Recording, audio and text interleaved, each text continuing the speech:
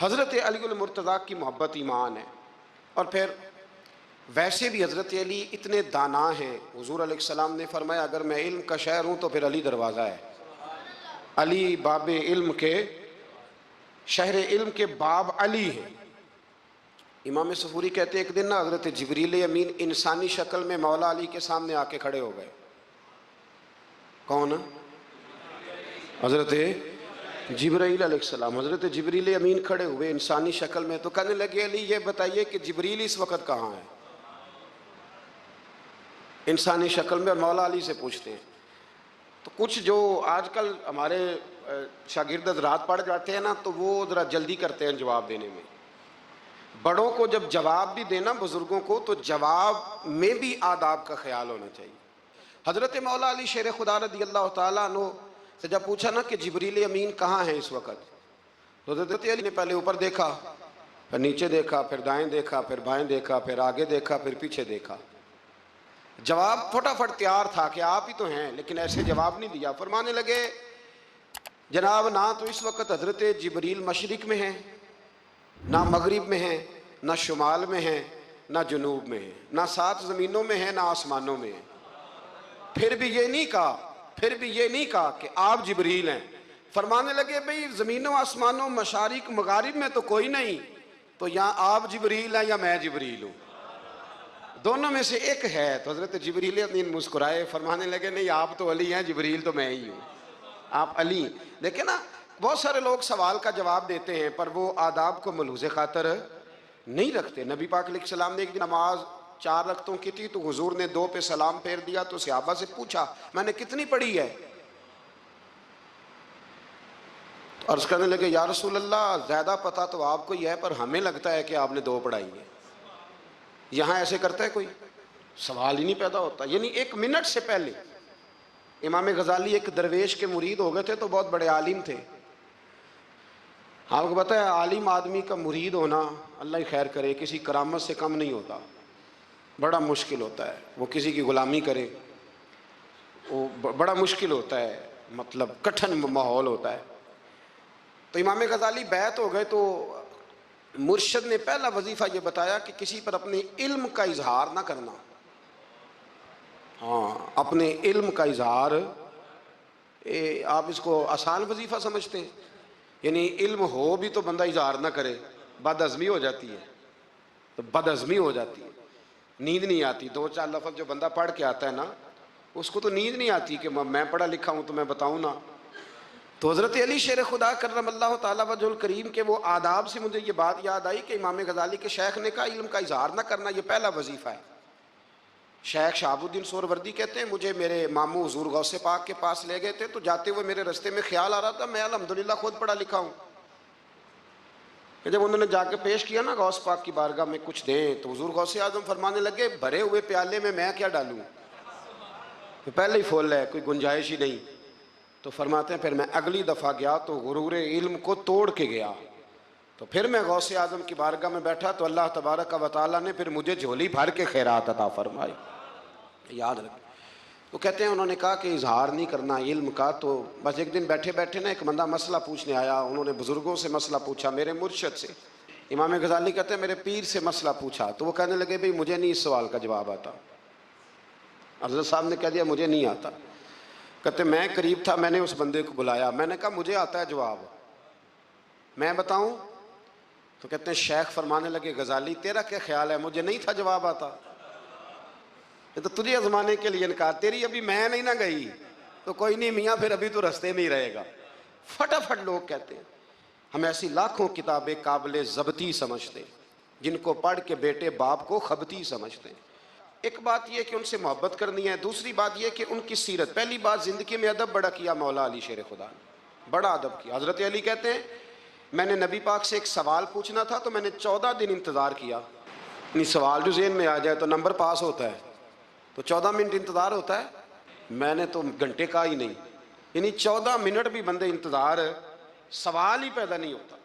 اور اگر پیر صاحب فون نہ ریسیو کریں تو وہ متکبر ہے، اگر وہ فون نہ اٹھائیں تو پھر یہ ہے کہ اب دین کی بات کس سے پوچھیں جی ہم، پھر ہمارے پاس فلسفہ ہے. کہتے ہیں میں نے 14 دن انتظار کیا. کیا؟ مولا علی فرماتے میرے دل میں خیال تھا کہ کوئی اور آ جائے اور جو میں بات پوچھنا چاہتا ہوں وہ نبی پاک سے پوچھ لے، وہ حضور سے پوچھ لے تو میرا بھی چلو معاملہ بن جائے گا۔ اب ان سے زیادہ کو بے تکلف تو نہیں تھا نا نبی پاک کی بارگاہ میں، جھٹ پوچھ سکتے تھے 14 دن۔ کہتے ہیں 14 دن کے بعد بندہ آیا، وہی سوال پوچھا جو میں نے پوچھنا تھا۔ تو کہتے ہیں حضور جواب اسے دے رہے تھے اور دیکھ میری طرف رہے تھے، جواب اسے دے رہے تھے اور توجہ حضور کی میری جانب۔ ایک ان کی زندگی میں ادب بڑا ہے۔ دوسری بات یہ کہ گہرا علم ہے مولا علی کا۔ ہمارے ہاں لوگوں کے پاس علم ہوتا ہے، اللہ ماشاءاللہ بڑے بڑے اچھے علماء ہیں، لیکن بعض جگہ پہ علم بڑا سطحی سا ہے، سطحی سا، یعنی ساری زندگی جس بندے نے علم پڑھا ہے وہ گہرائی تک نہیں اترا، یعنی اس پر عمل نہیں کر سکا۔ تو اگر میرا علم مجھے نفع نہیں دے رہا تو میرا علم کسی کو کیا نفع دے گا؟ حضرت علی کا علم گہرا تھا، سیانہ علم تھا، گہرائی والی بات کرتے تھے، بڑی سوچ سمجھ کے فیصلہ کرتے تھے اور بڑے زیرک تھے، دانا آدمی تھے حضرت مولا علی شیر خدا رضی اللہ۔ اور آپ کا فہم و فراست نرالا تھا۔ ایک شخص نے کہا جی میں نے ترس کھا کے ایک عورت سے شادی کیا، وہ بوڑھی تھی، ترس کھا کے نکاح کیا، میں جوان وہ بوڑھی ہے، پر میں قریب جاتا ہوں تو مجھے پتہ نہیں کیا ہوتا ہے، وہ بڑی جگہ پہ گیا ہوں پر میرا مسئلہ نہیں حل ہوتا، حالانکہ وہ لاوارث تھی اور شادی نہیں اس کی ہو سکی۔ تو حضرت علی شیر خدا فرمانے لگے بی بی کو میرے پاس لا، عورت کو لا۔ وہ لائے تو آپ فرمانے تیرا نکاح نہیں ہوا؟ کہنے لگی نہیں۔ فرمایا سوچ لے، چپ کر گئی۔ فرمایا کوئی گناہ کیا ہو؟ خاموش ہو گئی۔ کہنے لگی میں نے میرا آغاز تھا جوانی کا تو میں نے ایک ناجائز بچہ پیدا کیا تھا، پھر اسے پھینک دیا، آبادی میں پھینکا۔ تو حضرت علی شیر خدا فرمانے لگے یہ تیرا وہی بچہ ہے۔ چونکہ جو اس نے کیفیات بتائی ہیں وہ یہ ہیں کہ انسان ماں بہن جو اس کی ہوتی ہے نا، کچھ بھی ہو جائے، اللہ تعالیٰ نے فطری جذبے رکھے ہوتے ہیں، تو وہ کوئی حیوان ہو تو بات الگ ہے، اگر انسان ہو تو وہ مطلب انسان ماں کے سینے سے لگ بھی جائے تو اس سے شفقت کا رنگ تو نظر آتا ہے، لیکن اس کے اندر وہ جذبات پیدا ہو سکتے نہیں۔ بیٹی سینے سے لگ جائے تو وہ والے جذبات اس میں تو حضرت علی شیر خدا کا علم بڑا باریک۔ تو آپ فرمانے لگے میاں وہ جو تیرا اس کے اوپر ترس آیا نا، اس کی بھی وجہ یہ ہے کہ تیرا اس سے کوئی ازل سے رشتہ ہے، لہذا تمہارا نکاحی اتنا گہرا، سیانہ اور پیچیدہ، یعنی باتوں کی گہرائی تک۔ آج ہمارے بہت سارے میری طرح کے لوگ تقریر کرتے ہیں تو وہ عوامی نفسیات کے مطابق بات نہیں کر پاتے، کیونکہ ہم جو تقریر رٹ کے آئے ہیں وہ تو ہم نے تو علم ظاہر کرنا ہے، اور نعرہ لگوانا بڑا شوق ہے، جب تک وہ مطلب لوگوں میں شوق نہ پیدا ہو پھر بعد میں گفتگو ہوتی ہے۔ آج میں جلسہ لوٹ لیا ہے تو میں کہا کرتا ہوں کہ جلسہ لوٹا نہیں جاتا، جلسے میں تو کچھ لٹایا جاتا ہے، علم دیا جاتا ہے، فہم دیا جاتا ہے، شوق دیا جاتا ہے، تو یہ کیا مطلب بات ہوئی؟ تو گہرا علم تھا۔ چوتھی بات، علم بھی تھا اور تقوی بھی تھا، پرہیزگاری بھی تھی۔ جب آپ خلیفہ تھے نا، امیر المومنین تھے، امیر المومنین، آپ میں چلو صوبائی وزیر کی بات نہیں کرتا، آپ کسی نا ہلکے سے، جو وہ ہمارے پاکستان میں عہدے بہت زیادہ ہیں، تو جس کو کوئی ہلکا سا نا، چلو پرانا ورکر ہے تو کوئی دے دیتے ہیں، اس کو بھی مل جائیں تو 15 کو ووٹ تو اس کے بھی کہیں نہیں گئے مبارکباد کے۔ اللہ اسے پوچھیں کہ تیرا اصل میں کام کیا ہے تو کام کوئی بھی نہیں ہوتا اس کا، بورڈ لگ جاتے ہیں، بڑا کیا بات ہے جناب، موج بن گئی۔ حضرت علی امیر المومنین تھے اور کوفے کے چوک میں کھڑے تھے، کوفے کے چوک میں، اور فرما رہے تھے کہ بھئی یہ میری زرہ ہے، بڑی قیمتی ہے، یہ کوئی بندہ خرید لے۔ کسی نے قریب جا کے پوچھا امیر المومنین کیوں بیچ رہے ہو؟ تو فرمانے لگے میری طامت پرانی ہو گئی ہے، اب نہ اتنی پرانی ہوئی ہے کہ اس پہ پیوند لگنے کی بھی جگہ کوئی نہیں بچی، اگر یہ پھٹنے کے قریب نہ جاتی تو میں زرہ نہ بیچتا۔ امام حسن رضی اللہ تعالیٰ عنہ کہتے ہیں میرے ابا جی خزانے کا سارا منہ کھول کے اللہ کے بندوں میں بانٹ کے تو اس کمرے میں 2 نفل پڑھ کے کہتے تھے یا اللہ گواہ ہو جا، میں نے قوم کی امانت قوم پہ خرچ کر دی ہے۔ یہ پرہیزگاری، یہ تقوی، یہ ذوق حضرت مولا کائنات شیر خدا علی المرتضیٰ رضی اللہ تعالی عنہ۔ ہمارے ہاں نا ہم نے بانٹ دی ہیں چیزیں، یعنی کوئی بندہ زہرا حضرت علی کے نعرے لگانے لگ جائے تو لوگوں کو شک پڑ جاتا ہے۔ تو ایک بندہ میرے کان میں کہنے لگا 2-3 دن سے یہاں علی علی ہو رہی ہے کان میں۔ اب بڑی جلدی ہمارے تھرمامیٹر والے لوگ بھی بڑے تیار بیٹھے رہتے ہیں، کہنے لگا 2-3 دن ہو گئے یہاں علی علی ہو رہی ہے۔ میں کیا دعا کر ہندی روے، تو کہنے لگا آپ نے کوئی وضاحت نہیں کی. میں کہا تینوں اصل وضاحت دی لوڑ نہیں, تینوں کسی اور شے دی لوڑ ہے. عجیب بیوقوف آدمی ہے بھائی. ان لوگوں کا تو رشتہ ہی کوئی نہیں مولا علی شیر خدا کے ساتھ. اور ہم جو ہیں ہم تو مرید ہیں مولا علی شیر خدا. اعلیٰ حضرت فرماتے ہیں کہ حضور سے پہلے بھی جس کو ولایت ملی ہے وہ مولا علی کے صدقے ملی ہے, اور قیامت تک جسے اللہ ولایت دے گا وہ مولا علی شیر خدا کے قدموں کی خیرات کی برکت سے دے. ایک سلسلہ علیہ نقشبندیہ ہے جو حضرت ابوبکر صدیق سے انسلاک کرتے ہیں, باقی تو تمام سلاسل کو سارا فیض ہی مولا علی شیر خدا سے. تو آپ یہ کیسی بات کریں گے کہ جناب وہ فلانے کا آپ. اور جی میں نے اس سے کہا کہ شاید میرا دعویٰ کوئی نہیں, پر میری جو اپنی تھوڑا بہت مطالعہ ہے نا, میں انسائکلوپیڈیا ہوں حضرت عمر فاروق کا. مجھے جنون ہے حضرت عمر فاروق سے محبت, جنون ہے. اور میں نے ایک دفعہ سکیچ صرف ابھی بنایا ہے, تو شاید میں 2 جلدوں میں کتاب لکھ دوں حضرت عمر فاروق. یعنی شاید ان کے حالات پر کوئی ایسی کتاب جو دنیا میں چھپی ہو اور میں نے دیکھی نہ ہو, شاید وہ جس ذریعے سے بھی. اور آپ میری گفتگو سن لیں, شاید ہر دوسری بات میں حضرت عمر کی کرتا ہوں, لیکن ایک بات پکی ہے کہ مرید میں مولا علی شیر خدا کا. یہ بات میاں پکی ہے, اس میں شک کوئی نہیں نا. اس لیے کہ حضور کے بعد فیض مولا علی سے, پھر امام حسین سے, پھر امام زین. یہ ہمارے بزرگوں نے ہمیں شجرہ یہ دیا ہے. تو آپ وہ جو بات جہاں ہے وہ وہاں ہے. حضرت ابوبکر صدیق کے بارے میں جو شک کرے پکا بے ایمان ہے. پر اس میں تو بات پکی ہے نا کہ حضور نے فرمایا علی تجھے دیکھنا بھی عبادت اور تیرا ذکر کرنا بھی عبادت. تو خدا کے بندو علی علی نہ کریں, ہم تو مر جائیں. کوئی جگہ ہی نہیں ہے سوائے حضرت علی شیر خدا کے ذکر کرنے کے. تو یہ کچی کمزور باتیں نہ کرو. یہ کوئی عجیب بات ہے کہ جی وہ اگر علی علی زیادہ کیا تو کوئی فلانے طبقے سے تو نہیں. تو یہ ایسی کمزور بات آپ کیوں کرتے ہیں میاں؟ یہ آپ عجیب آپ نے بیعت چھیڑ دی لوگوں نے. تو یہ کوئی ایسا مسئلہ نہیں. زندگی میں یاد رکھو, جس کی زبان پہ علی علی زیادہ رہتا ہے نا, اس کی زبان پہ نبی نبی بھی زیادہ ہی رہتا ہے. ختم ہو گئی بات. تو ان چکروں سے باہر آئیں, آپ باہر آئیں ان چکروں سے. اور اسی طریقے سے میں نے کہا تھا کہ ہم کوئی ترازو لے کے نہیں بیٹھے ہوئے کہ فضیلت کس کی زیادہ ہے. اماں عائشہ صدیقہ جو ہیں وہ مومنوں کی ماں ہیں, اور اس میں کوئی دوسری رائے نہیں کہ اس خاتون کے امت مسلم پر اتنے احسانات ہیں کہ دنیا گن نہیں سکتی. لیکن یہ ہے کہ رسول کریم نے فرمایا ہے کہ فاطمہ میرے جگر کا ٹکڑا ہے. اب میں ترازو لے کے بیٹھ جاؤں کہ حضرت فاطمہ کی شان زیادہ ہے یا حضرت عائشہ کی, تو میں بیوقوف ہی ہوں نا. اس لیے کہ یہ میری ذمہ داری نہیں, یہ تو بات ان کی ہے نا. میں نے ایک بات سنائی تھی آپ کو پیر سید فیض الحسن شاہ صاحب کی, عالم محل شریف والے. پیر صاحب سے کسی نے پوچھا کہ حضرت فاطمہ افضل ہیں کہ سید عائشہ؟ تو آپ فرمانے لگے پہلی بات تو یہ کہ تجھے یہ سوال ہی نہیں کرنا چاہیے تھا, اور اگر تو نے کر لیا ہے تو پھر جواب سن لے. فرمانے لگے فاطمہ زوجہ ہیں حضرت علی کی, اور عائشہ زوجہ ہیں نبی پاک کی. تو علی کی زوجہ نبی کی زوجہ سے افضل نہیں ہو سکتی. اور پھر فرمانے لگے عائشہ بیٹی ہیں ابو بکر صدیق کی, اور فاطمہ بیٹی ہے مصطفیٰ کریم کی. تو ابو بکر کی بیٹی نبی کی بیٹی سے افضل نہیں ہو سکتے. وہ بندہ کہنے لگا حضرت جی رزلٹ کیا نکلا؟ کہنے لگے گھر جا کے کٹ دا رہی تینوں گل دس چھڑی ہے, اب تو گھر جا اور رزلٹ گھر جا کے نکالتا رہے. میں نے تو تجھے نا بتا دیا ہے کہ جو اصل بات ہے وہ یہ ہے کہ ابو بکر صدیق کی بیٹی نبی پاک کی بیٹی سے افضل ہو سکتی نہیں, اور علی المرتضیٰ کی زوجہ نبی پاک کی زوجہ سے افضل ہو سکتی. باقی جا تو نتیجہ گھر جا کے نکال, نتیجہ گھر جا کے نکال. تو ہمارے بزرگ تو اس لیول پہ سوچتے, اس لیول پہ. حضرت عائشہ صدیقہ رضی اللہ تعالیٰ عنہ اگر گھوڑے پہ بیٹھتی تھی نا تو مولا علی لگام تھام لیتے تھے, ماتے تھے یہ ماں ہے مومنوں کی, یہ ماں ہے مومنوں. آپ کیا بات کرتے ہیں؟ حضرت عمر فاروق کو کبھی حضرت عائشہ بلا لیتی تو کانپتے ہوئے حاضر ہوتے. ماں ہے مومن. یہ کچی باتیں چھوڑ دیں, عشق کرے تو کھول کے کرے, ڈر ڈر کے نہ کرے. میں نے درجنوں تقریروں میں کہا کہ منقبتیں لکھو حضرت صدیق اکبر کی بھی, حضرت عمر کی بھی منقبت لکھو, حضرت عثمان کی بھی لکھو, اور ہم سنتے ہیں الحمدللہ وہ ساری. لیکن میرے بھائی یہ یاد رکھیں, اس میں کوئی شک نہیں, ان کی عظمتیں, شانیں, فضیلتیں وہ بلندیاں ہیں. ہمارا یہی عقیدہ ہے, اور الحمدللہ ہماری نسلیں بھی اسی پہ قائم رہیں گی. ہم انہیں نسلیں مانیں گے ہی تب کہ خلفائے راشدین کی جو خلافت کی ترتیب ہے وہی فضیلت کی ترتیب ہے.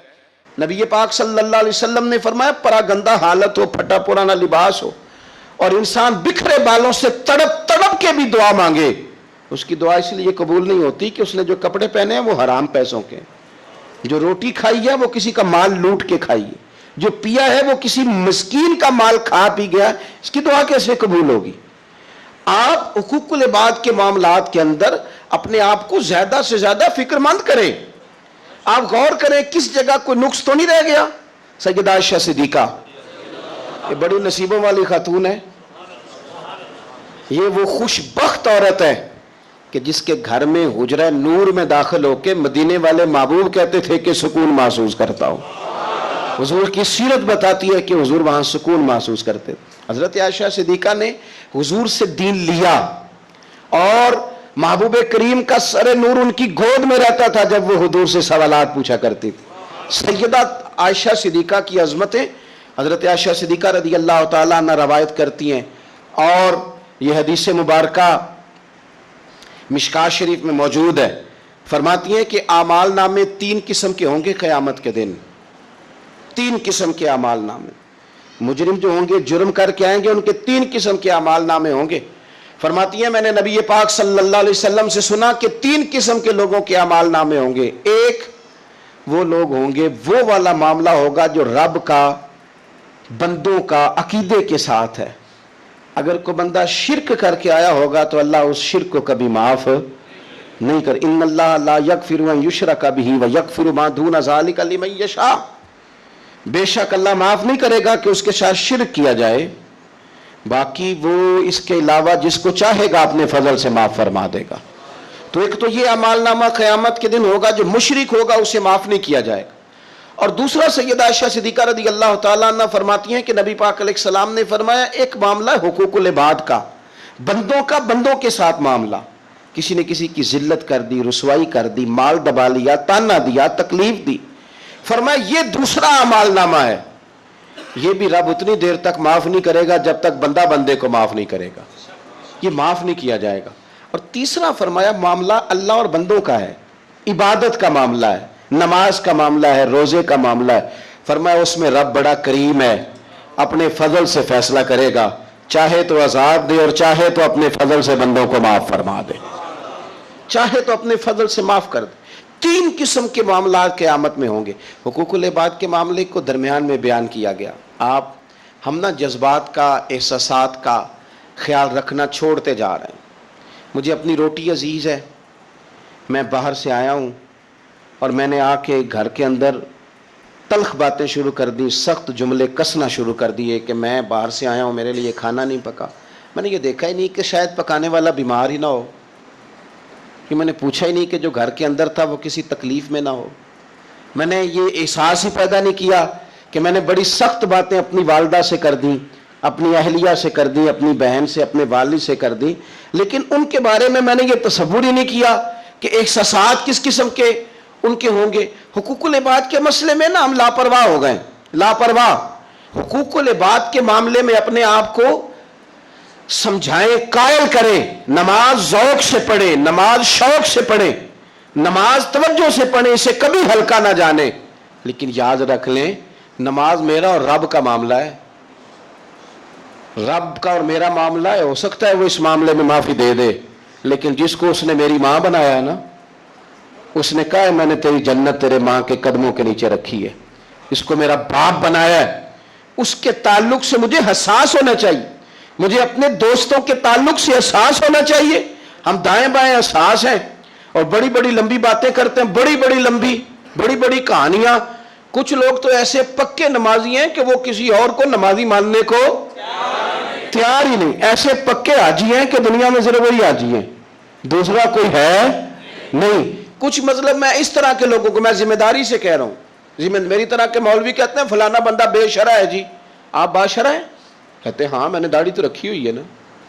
داڑھی کا نام ہی صرف شرع نہیں، سچ بولنے کا نام بھی شرع ہے، حلال کھانا بھی شرع ہے، حقوق العباد کا لحاظ کرنا بھی شرع. یہ کیا بات ہوئی کہ آپ نے 2 4 5 چیزوں کو آپ نے اپنا لیا اور کہا میں دیندار ہوں باقی سارے بے دین ہیں. آپ ماحول کا خیال کریں، حقوق العباد کے تعلق سے ذمہ داریوں کا احساس کریں اور بڑی جلدی آپ چیزوں کو سمجھیں. میں یہ کرنا چاہ رہا تھا کہ آپ کو ہر آدمی کا احساس کرنا ہے، ہر آدمی، اور حقوق العباد کے تعلق سے آپ کو چیزوں کو سمجھنا ہے، اس پر آپ کو غور کرنا. اب سنگی یہاں میں خانقاہی آدمی ہوں، دوست یہاں آتے ہیں، کچھ دوست مجھے ایسے بھی آ کے کہتے ہیں کہ سب ایک ہفتہ آپ کے ساتھ رہنا ہے. میں کہتا ہوں بات آپ کی ٹھیک ہے، لیکن میرے بزرگ فرمایا کرتے تھے کہ کسی کو بھی رکھنا ہے تو پہلے اس کے گھر کے حالات کا جائزہ لے کے رکھنا ہے، ویسے اس کو رکھنا کیوں کہ گھر میں اماں بیمار اور بیٹا پیر صاحب کے دروازے پہ جھاڑو دے رہا ہو، گھر میں والد بیمار ہو اور بیٹا جناب وہ تبلیغ کرنے گیا ہو، گھر کے اندر بیوی اس پریشانی میں ہو کہ میں دوائی لینے کس کے ساتھ جاؤں، زچہ بچہ کے مسئلے چل رہے ہیں، اور صاحب کہے کہ میں جہاد کے لیے گیا ہوا ہوں، تو بخاری شریف سنیں نا آپ، مسلم شریف سنیں، نبی پاک صلی اللہ تعالی علیہ وسلم نے فرمایا کسی عورت کے لیے کسی مرد کے پاس تنہا جانا اتنی دیر تک جائز نہیں جب تک اس کا اپنا محرم ساتھ نہ ہو، یعنی وہ ڈاکٹر کے پاس بھی اندر اکیلے جائے گی تو اپنا محرم ساتھ لے کے، بھائی ہو، بیٹا ہو، شوہر ہو، کوئی ہو، جائز نہیں۔ اور فرمایا سفر کرنا بھی اس کے لیے جائز نہیں جب تک کہ اس کا محرم ساتھ ہو۔ یہ سفر کا معاملہ بھی بڑا عجیب ہے، عمرے کے لیے لوگ مسئلہ پوچھ لیتے ہیں کہ عورت بغیر محرم کے جا سکتی ہے، میں نے کہا جی نہیں جا سکتی، حج کے لیے بغیر محرم کے جا سکتی ہے، جی نہیں جا سکتی، لیکن عورت کے لیے صرف حج عمرے میں محرم شرط نہیں، وہ پنڈی بھی بغیر محرم کے نہیں جا سکتی، وہ ملتان بھی بغیر محرم کے نہیں جا سکتی، وہ جتنا سفر ہو نا 3 دن کا جس سے انسان مسافر بنتا ہے، وہاں وہ شادی پہ بھی بغیر محرم کے نہیں جا سکتی، وہ سفر ہو اگر اتنا جس سے بندہ مسافر بنتا ہے تو وہ وہاں کسی کے انتقال کے بھی بغیر محرم کے نہیں جا سکتی۔ حج عمرے پہ محرم یاد آتا ہے، باقی جگہوں پہ بھی یاد رہنا چاہیے۔ عزیز، نبی پاک صلی اللہ علیہ وسلم نے فرمایا عورت کسی مرد کے ساتھ تنہا نہ ہو جب تک کہ اس کا محرم ساتھ نہ ہو، اور وہ سفر بھی نہ کرے جب تک اس کا محرم ساتھ نہ ہو۔ ایک صحابی اٹھ کے کھڑے ہو گئے، بخاری مسلم ہے، عرض کرنے لگے یا رسول اللہ صلی اللہ علیہ وسلم، میری بیوی تو حج کرنے جا رہی ہے اور میرا نام جہاد کے لیے غزوے میں لکھ دیا گیا، وہ جا رہی ہے حج کے لیے اور میں جا رہا ہوں جہاد کے لیے، تو میرے لیے کیا حکم ہے؟ تو یہ اب حضور نے فیصلہ فرمایا، یہ اب حضور نے فیصلہ فرمایا کہ تبلیغ کرنی ہے کہ جہاد کرنا ہے، کہ تو نے خانقاہ پہ جا کے پیر صاحب کی بارگاہ میں رہنا ہے، کہ تو نے حقوق العباد کو مقدم کرنا ہے۔ یا رسول اللہ میرا نام لکھ دیا گیا ہے غزوے کے لیے اور میری بیوی جا رہی ہے حج کے لیے، تو حکم کیا ہے؟ تو حضور فرمانے لگے تو غزوہ رہنے دے، اپنی بیوی کا محرم بن کے حج پہ اس کے ساتھ جا، کیونکہ اسے تیری ضرورت ہے، تو جہاں اسے ضرورت ہے تو اس کی ضرورت کو پورا کر۔ تو اسلام نے ہمیں شب برات پہ آپ صرف کیا معافی مانگیں گے کہ یا اللہ جو نماز نہیں پڑھی اس کی معافی دے، تو وہ بھی مانگنی ہے آپ کو، 100% مانگنی ہے، آئندہ سے نمازیں پوری کرنے کا عہد کرنا ہے۔ لیکن میرے بھائی جو آپ نے حقوق العباد ضائع کیے ہیں ان کی بھی آپ کو معافی مانگنی ہے، اور سامنے والے سے معافی لینی ہے راضی کر کے، بندوق کے زور پہ نہیں کہ آپ ٹیلی فون کر کے کہیں میں نے میسج لکھا تھا تو آپ نے جواب کیوں نہیں دیا، رپلائی کیوں نہیں کیا، آپ کہیں میں نے معاف کیا، بھائی آپ بندوق کے زور پہ معافی لیں گے؟ آپ راضی کریں، جب کسی سے معافی لی جاتی ہے تو اسے راضی کیا جاتا ہے، کہا جاتا ہے کہ اس جگہ میری غلطی تھی، میں تجھ سے معافی مانگتا ہوں۔ تو حقوق العباد کا جو مسئلہ نہ دیکھیں، میرے نبی پاک علیہ السلام کی حدیث موجود ہے ترغیب و ترہیب کے اندر، ایک شخص نے آ کے عرض کی یا رسول اللہ صلی اللہ تعالی علیہ وسلم، میں جہاد پہ جانا چاہتا ہوں پر طاقت نہیں رکھتا، کمزور ہوں۔ حضور نے فرمایا ماں باپ میں سے کوئی ہے؟ بلے شاہ تو آسمانی اڈدیاں پڑھنا ہے، جڑا گھر بیٹھا انہوں پڑھیا ہی نہیں۔ ماں باپ میں سے کوئی ہے؟ یا رسول اللہ میری والدہ زندہ ہے۔ تو نبی پاک علیہ السلام نے فرمایا گھر جا کے اس کی خدمت کر۔ اس نے خالی جہاد کا پوچھا تھا، جہاد کا۔ حضور نے 3 باتیں ارشاد فرمائی، ماں زندہ ہے، حضور زندہ ہے، فرمایا گھر جا کے اس کی خدمت کر، اللہ اس کی خدمت پر حج کا ثواب بھی دے گا، عمرے کا ثواب بھی دے گا، اور جہاد کا اجر بھی عطا فرمائے گا۔ تو نے ایک بات پوچھی ہے، تجھے 3 چیزوں کا ثواب ملے گا، شرط یہ ہے کہ ماں کے قدموں سے جڑ جا، جا کے اسے راضی کر، جا اس کی نوکری کر، جا کے ماں کی خدمت کر، اس کے پاس بیٹھ، اس کے دل کو مطمئن کرنے والا وقت اسے دے۔ تو یہ آپ خالی نماز پر اکتفا نہیں کریں گے، آپ حقوق العباد کا بھی پورا لحاظ کریں گے، پورا آپ حقوق العباد کا لحاظ کریں گے۔ حقوق العباد ہر جگہ آپ کے ذمہ، آپ کے شیخ کے بھی حقوق ہیں، استاد کے بھی حقوق۔ یہ کیا بات ہوئی کہ مان بھی لیا، کہہ بھی لیا، غلامی کر بھی لی، دعویٰ بھی کر لیا، اور پھر کیا بات ہوئی؟ پیار بھی کرنا اور کچا کرنا، اور تھوڑا تھوڑا کرنا، اور یہ کہ پھر اس میں کمزور پڑنا، اور پھر اس کے اندر جو ہے وہ اس طرح کر کے کمزوری لانا، یہ کوئی آئین وفاداری نہیں ہے، یہ کوئی طریقہ پھر درست نہیں ہے۔ تو حقوق العباد جہاں جہاں آپ کا تعلق ہے، جہاں جہاں اس تعلق میں آپ غور کریں گے کہ آپ کے معاملہ دیکھیں، اسلام کے اندر کتنا تڑپ کے جاتے ہیں ہم کعبۃ اللہ کی زیارت کرنے، کتنی تڑپ ہوتی ہے اللہ کا گھر دیکھنا ہے، حضور کی بارگاہ عالی مرتبت میں حاضری دینی ہے، مدینہ طیبہ حاضر ہونا ہے، کتنی بڑی فضیلت ہے۔ لیکن آپ کو پتہ ہے کتنی برکت والی جگہ ہے بیت اللہ شریف، طواف کے پھیرے 7 ہیں، لیکن ان میں حجر اسود کا بوسہ ایک ہے، حجر اسود کا بوسہ ایک دفعہ لے لو تو کافی ہے۔ کمال یہ ہے کہ صرف ایک ہی نہیں ہے، بھی کوئی نہیں، اگر رش زیادہ ہے نا تم دور سے اشارہ ہی کر لو، کس لیے اتنی دور سے چل کے آئے ہیں، تو اب بھی حجر اسود کو نہ چومیں، تو ہمیں حکم دے دیا گیا کہ شوق تمہارا اپنی جگہ پر، تم اکیلے تو نہیں نہ آئے، بوڑھے بھی آئے ہیں، بیمار بھی آئے ہیں۔ دیکھیں ایک حدیث حضور صلی اللہ علیہ وسلم نے فرمایا کہ میرا دل کرتا ہے کہ میں کسی جوان سے کہوں کہ وہ عشاء کی جماعت کرائے، اور میں جوانوں سے کہوں کہ وہ لکڑیاں جمع کریں، اور جو لوگ نماز پڑھنے نہیں آئے میرا دل کرتا ہے ان کے گھر جلا دوں۔ اتنا سخت تاکیدی حکم جماعت کے لیے بیان کیا، لیکن یہ بھی بیان کر دیا کہ اگر تم نے کچا لہسن کھایا ہے، پیاز کھایا ہے، مولی کھا لی ہے، تمہارے منہ سے بدبو آتی ہے یا تمہارے جسم سے کسی وجہ سے بدبو آتی ہے تو مسجد نہ آنا، نمازیوں کو تکلیف ہوگی۔ اللہ کرے آپ سمجھیں، جماعت کا حکم اپنی جگہ پہ تاکید کے ساتھ ہے، لیکن آ کے کسی نمازی کو تکلیف دینے کی پھر بھی اجازت نہیں ہے۔ یعنی جس مسجد میں کچا لہسن پیاز یہ چیزیں کھانی حرام تو نہیں نا، جائز ہے نا، لیکن تیرے منہ کی بدبو سے کسی کو تکلیف ہوگی تو تجھے کہا گیا کہ مسجد میں آ کے نمازی کو تکلیف نہ دے، لیکن تو نے وہ اس چیز پر قیاس ہی نہیں کیا، تو نے لفظوں سے تکلیف دے دی، جملوں سے تکلیف دے دی، باتیں کسنی، ایسے سلام پھیر کے بندہ پیچھے ہٹا ہے، پتہ نہیں کیا مجبوری ہے اس کو، تو ایک صاحب نے روک لیا، کہتا تینوں بڑی کال ہے، اتنی جلدی تھی تو آیا کیوں تھا؟ بھائی پوچھ تو لینا اسے، خدا جانے کیا مجبوری ہے، وہ آ گیا نماز پڑھ لی، اب کیا مسئلہ کیا جا سکتا ہے؟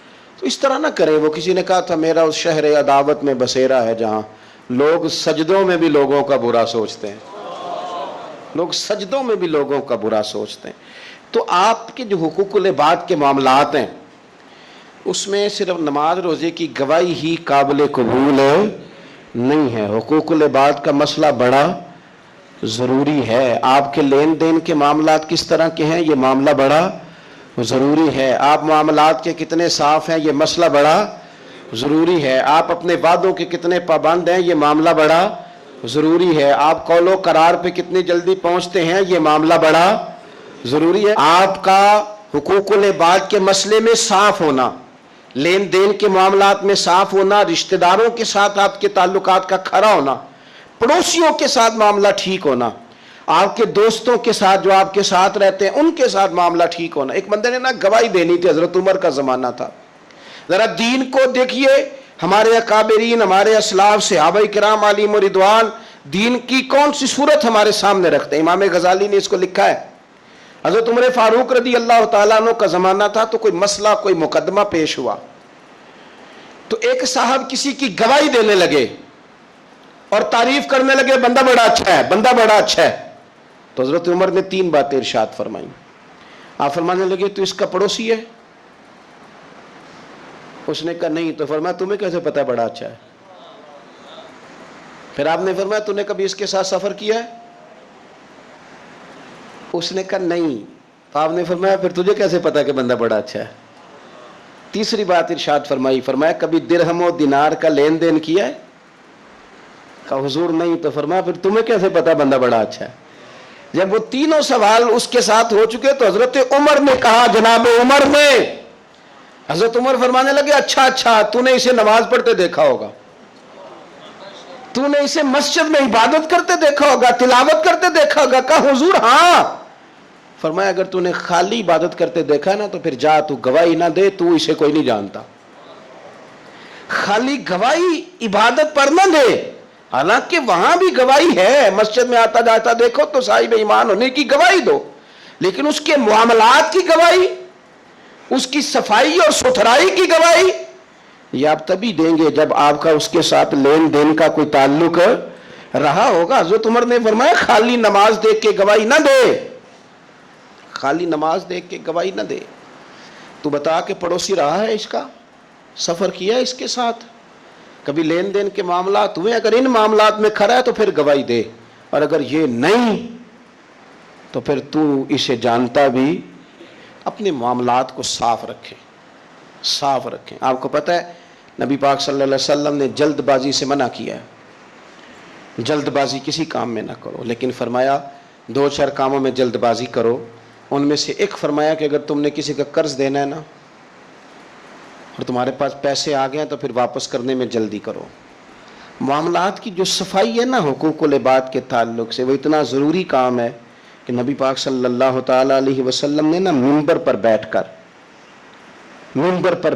کن دنوں، جن دنوں حضور کے وصال ظاہری کے دن قریب تھے، تیز بخار تھا، منبر پر بیٹھ کر قریب محبوب نے فرمایا تھا لوگوں رب نے ایک بندے کو اختیار دیا ہے، چاہے تو دنیا میں رہے اور چاہے تو اس کی بارگاہ میں حاضر ہو جائے، اس بندے نے جانے کا ارادہ کر لیا ہے۔ حضور فرماتے ہیں میں تمہارے بیچ رہا ہوں، اگر میری وجہ سے تکلیف پہنچی ہو تو بدلہ لے سکتے ہو۔ یہ اس طرح کی دعوت نہیں تھی نا جس طرح کی ہم دیتے ہیں۔ حضور کے لیے تو کسی نے گمان بھی کیا تو گناہگار ہوگا، مجرم ہوگا، لیکن ایک صحابی حضرت عکاشہ بن محصن اٹھ کے کھڑے ہو گئے، عرض کی یا رسول اللہ صلی اللہ علیہ وسلم ایک جنگ کے موقع پر آپ نے مجھے درہ مارا تھا، میں نے بدلہ لینا ہے۔ تو حضور نے فرمایا درہ منگایا جائے۔ حضرت بلال گئے سیدہ فاطمہ کے گھر درہ لینے۔ سیدہ پاک رضی اللہ تعالیٰ عنہ فرمانے لگی بلال درہ اور اس کیفیت میں؟ تو کہا اماں جی یہ معاملہ ہے، بی بی صاحبہ یہ مسئلہ ہے۔ تو حضرت فاطمہ نے دونوں شہزادے ساتھ بھیجے، کہنے لگی عکاشہ سے کہنا میرے پتر دونوں حاضر ہیں، 100 درہ مارے، لیکن حضور کی طبیعت صحیح نہیں ہے، ان کے قریب نہ جائے کوئی۔ وہ درہ آیا تو حضرت حسنین کریمین بھی ساتھ تھے، حضور نے دیکھا شہزادوں کو تو بات سمجھ گئے فاطمہ نے کیوں بھیجا، تو محبوب کریم نے بٹھا دیا، فرمایا عکاشہ یہ لو نا اور بدلہ لو۔ جناب عکاشہ درہ لے کے آگے بڑھے تو ہر صحابی کی آنکھوں میں آنسو آئے، ہر صحابی قریب آ کے کہا حضور کمر سے کپڑا ہٹائیے، میری پشت اس وقت اس پہ کپڑا نہیں تھا، ننگی تھی جب درہ لگا تھا۔ حضور نے کپڑا ہٹایا تو جناب عکاشہ نے درہ دور پھینکا اور حضور کی کمر مبارک کو چومنا شروع کر دیا، دیر تک چومتے رہے، اور پھر کہنے لگے حضور یہ آج میرا ہی مقدر تھا، اللہ نے مجھے یہ موقع دینا تھا، کس ظالم نے، کس نے آپ سے بدلہ لینا تھا، یہ تو ایک موقع بنایا تھا حضور کے قریب جانے کا۔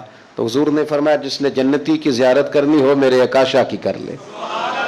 تو میرے عزیز آپ اپنے معاملات کو جلدی سے صاف کریں۔ پر یہ شکوہ ہے میں نے کبھی کسی کو ستایا تو نہیں پر میرے حالات نہیں ٹھیک ہوتے، آپ نہ مانیں، پر یہ شکوہ ہے کہ فلانے کے پاس دولت زیادہ ہے، اس نے پتہ نہیں وہ آگے نکل گیا اور میں پیچھے رہ گیا، نہ مانیں، پر یہ شکوہ ہے۔ کس سے کر رہے ہو؟ رب رسول سے؟ او ہس بولے تے دی مہربانی اساں تے لاڈ ہی لڑاونے نے، کس سے شکوہ کر رہے ہو؟ خدا کے بندو غلام غلامی کرتے ہیں، شکوے کرتے ہیں کوئی؟ حضرت ام سلمہ رضی اللہ تعالیٰ عنہ، شوہر کا نام ہے ابو سلمہ، بیٹے کا نام ہے سلمہ، کہتی ہیں میں، میرا شوہر، میرا بیٹا، تینوں، چھوٹا بیٹا میرا، ہم نکلے مکہ مکرمہ سے مدینہ طیبہ جانے کے لیے۔ ایک کی بیٹا ہے، خاندان جمع ہے، شوہر کی گود میں بیٹا، اونٹ کے پیچھے میں۔ فرماتی ہیں مدینے کی سرحد آ گئی تو میرے میکے والے آ گئے، کہنے لگے ابو سلمہ نہیں لے جانے دیں گے مدینے اپنی بیٹی کو۔ میں نے کہا میں مسلمان ہوں، میں تو اپنے شوہر کے ساتھ مدینے جاؤں گی۔ انہوں نے کہا نہیں جا سکتے، تو نے جانا ہے تو جا، ہماری بیٹی نہیں جائے گی۔ زبردستی مجھ سے انہوں نے مجھے میرے شوہر سے الگ کیا۔ کہتی ہیں پھر میرے شوہر کے قبیلے والے آ گئے، وہ کہنے لگے اگر تم اپنی بیٹی کو نہیں نہ جانے دیتے تو یہ جو ہمارا پوتا ہے یہ ہماری نسل ہے، تمہارا نہیں، اسے ہم نہیں جانے دیں گے۔ وہ بچہ اپنی طرف کھینچتے تھے، میں اپنی طرف کھینچتی تھی، مدینے کی سرحد پہ۔ یہ جھگڑا زمین کے لیے نہیں ہو رہا، مکان کے لیے نہیں ہو رہا، حضور کے مدینے جانے کے لیے ہو رہا۔ हुजूर के मदीने जाने के लिए हो रहा, मदीने जाने के लिए हो रहा। लंघ कई महीने ते बरस गए ते तेरी दीद नू दीदे ही तरस गए। उन्होंने बच्चा खींचा, मैंने अपनी तरफ खींचा, मेरे बच्चे का बाजू उतर गया। फरमाती हैं मेरे शौहर मदीने चले गए, बेटा मेरा मेरे ससुराल वाले ले गए, मुझे मेके वाले ले गए। आज भी कुछ सियाने बंदे कहते हैं इसको निकाल दो और बच्चे छीन लो। उनका भी ख्याल था कि बेटा ले जाएंगे ना तो अबू सलमा भी मदीने से वापस आ जाएगा, ये भी वापस आ जाएगी। और यार इतना बड़ा भी जालिम कोई नहीं होगा जो माँ बाप से बच्चे जुदा करे। फरमाती हैं कि वो ले गए छीन के, मैं मेके चली गई। लोग रोटी खाते थे, मेरे हलक से नहीं गुजरती थी। ज़माना सोया करता था, मैं सो नहीं पाती थी। बेटा कहाँ, शौहर कहाँ, मैं कहाँ। उम्मे सलमा कितनी देर तकलीफ़ काटी। जनाब उम्मे सलमा कहने लगी लोगों 1-2 दिन नहीं पूरा साल बीत गया, पूरा साल। पर जे सोना ही मेरे दुख विच राज़ी, जे सोना ही मारो मारो मैनू मार मुकाओ, मैं कोई उज़र ना पेश ले आवा, और जे सोना ही मेरे दुख विच राज़ी, फिर सुख नू चुल्हे डावां। फरमाया साल बीत गया, लोग सुबह उठ के काम काज पे लग जाते, कपड़े बदलते, ड्यूटियां करते, और मैं सवेरे उठ के उस जगह आ जाती जहाँ मेरा शौहर और मेरा बेटा बिछड़ा था। मैं सारा दिन रोती, आहुजारी करती, हुजूर के मदीने की तरफ मुंह करके मैं तड़पती। साल बीत गया, साल, एक हफ्ता नहीं निकलता बच्चों के बगैर। बड़े बड़े सियाने लोग परदेश जाते हैं तो बच्चों की फ़ोटो देख देख के रोते हैं, लेकिन कहती है माँ थी, बेटा बिछड़ा और फिर बेटा बीमार हो और माँ से जुदा हो, कितनी तकलीफ़ का मंज़र है। आप फरमाती हैं कि 1 साल बीत गया और मैंने किसी की मिन्नत नहीं की, मैंने कोई शिकवा नहीं किया, इसलिए कि जिस हाल में रब रसूल रखें। ये हौसला, ये सब्र, ये तवानाई। 1 साल के बाद मेरे चचा का बेटा मेरे पास से गुजरा, तड़पते देख कर कहने लगा मेरी बहन तू सारा दिन रोती रहती है। तो मैंने कहा भाई तुम्हें क्या बताऊं, इसका शौहर चला जाए, बेटा जुदा हो जाए, वो क्या करेगी। फरमाते उसने जाके मेरे बाप से, अपने वाली से, मेरे ख़ानदान वालों से कहा इसकी सज़ा कब ख़त्म होगी।